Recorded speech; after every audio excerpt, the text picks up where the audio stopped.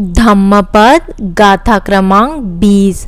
यद्यपि वह केवल कुछ ही पवित्र ग्रंथों का पाठ करता है, लेकिन धम्म के अनुसार अभ्यास करता है, जुनून, दुर्भावना और अज्ञानता को मिटाता है, धम्म को स्पष्ट रूप से समझता है, अपने मन को नैतिक अशुद्धियों से मुक्त करता है और अब इस दुनिया या अगले से जुड़ा नहीं रहता है, वह एक भिक्षु के जीवन के लाभों को साझा करता है। जेतवन मठ में रहते हुए बुद्ध ने इस श्लोक का उच्चारण 2 भिक्षुओं के संदर्भ में किया था, जो कि अच्छे मित्र थे। एक बार कुलीन परिवार के 2 मित्र थे, जो श्रावस्ती के 2 भिक्षु भी थे। उनमें से एक ने त्रिपिटक सीखा और पवित्र ग्रंथों को पढ़ने और प्रचार करने में अत्यधिक कुशल थे। अन्य भिक्षु अंतर्दृष्टिपूर्ण ध्यान के दौरान परिश्रम और उत्साह के साथ प्रयास करते रहे। पहले भिक्षु दूसरे भिक्षुओं को भी पढ़ाते थे और उनसे पढ़ने वाले सभी अरहंत बन गए, लेकिन वे श्रोतापन्न भी नहीं बन सके। जबकि दूसरे भिक्षु बुद्ध ने जो कुछ भी सिखाया था उसका वे अभ्यास करते और जल्द ही विश्लेषणात्मक अंतर्दृष्टि के साथ अरहंतत्व को पहुंच गए।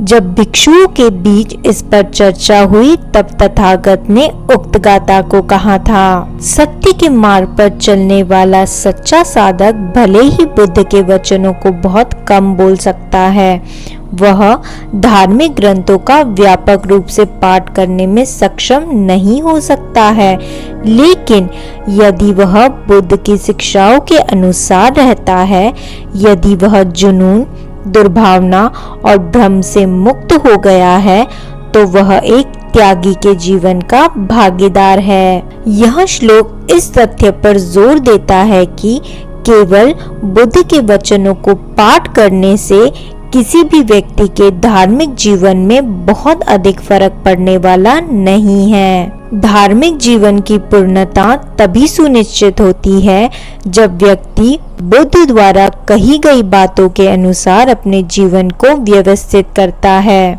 जो व्यक्ति केवल बुद्ध के शब्दों का पाठ करता है, वह एक चरवाहे की गतिविधि के समान व्यर्थ है, जो दूसरों के मवेशियों को गिनने के लिए परेशानी उठाता है, जबकि डेयरी के उत्पादों का आनंद कभी नहीं ले सकता है। सामान्यतः यदि व्यक्ति वास्तव में ध्यान भावना कर धर्म का रस चखना चाहता है, तो उसे बहुत से धर्म ग्रंथों की जानकारी जरूरी नहीं होती है। बुद्ध और बौद्ध दार्शनिकों ने जो विपुल संख्या में ग्रंथ लिखे हैं, वे मात्र लोगों के विभिन्न संस्कारों, वासनाओं और प्रतिभाओं के चलते उन्हें सन्मार्ग पर लाने के लिए उपदिष्ट किए गए हैं। जैसे यह स्पष्ट है कि करोड़ों लोग यदि एक जगह पर है, वे सब समान रूप से मनुष्य जाति के होने के उपरांत भी आपस में उनके शरीर की संरचना में थोड़ा बहुत अंतर होता ही है। उसी प्रकार उनके विचारों में, संस्कारों में, सोच में भी अंतर होगा ही। यदि व्यक्ति यह चाहता है कि जैसा वह सोचता है वैसा सभी सोचे, तो उसे समस्याओं और परेशानियों के अतिरिक्त कुछ भी हाथ नहीं लगेगा।